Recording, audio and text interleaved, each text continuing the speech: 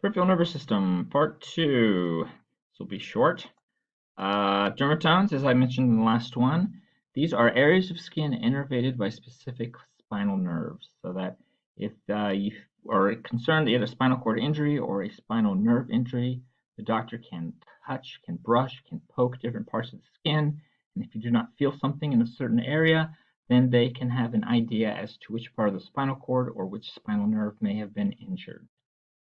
Shingles, see, pretty nasty, scaly, painful blisters, usually forming in a strip. Basically, chicken pox that someone got when a kid sometimes finds its way into neurons where it'll hide there.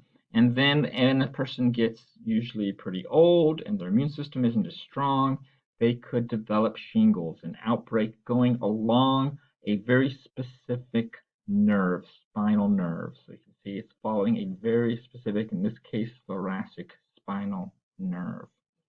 And there's a vaccine for it that people are suggested to take when they become at a certain age. And it's basically the same as the chickenpox virus vaccine that many young people take to prevent getting chickenpox, which would, in theory, prevent them from ever getting shingles. Migraines are extremely painful headaches, so painful that people often have to lock themselves up in a dark room away from everybody and just suffer through it.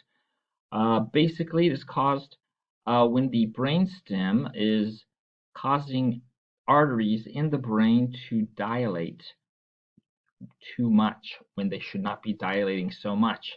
And these widen arteries that are much too wide than they need to be and are not supposed to be, because there's not supposed to be more blood flow, they end up compressing sensory neurons, specifically sensory neurons of the trigeminal nerve, and this is causing the pain.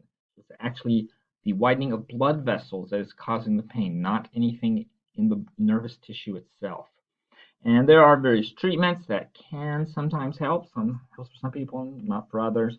And often a lot of these treatments, these medications are trying to constrict the blood vessels in the brain. All right, that was just the last little bit that I missed in the part 1. Hope you enjoyed it.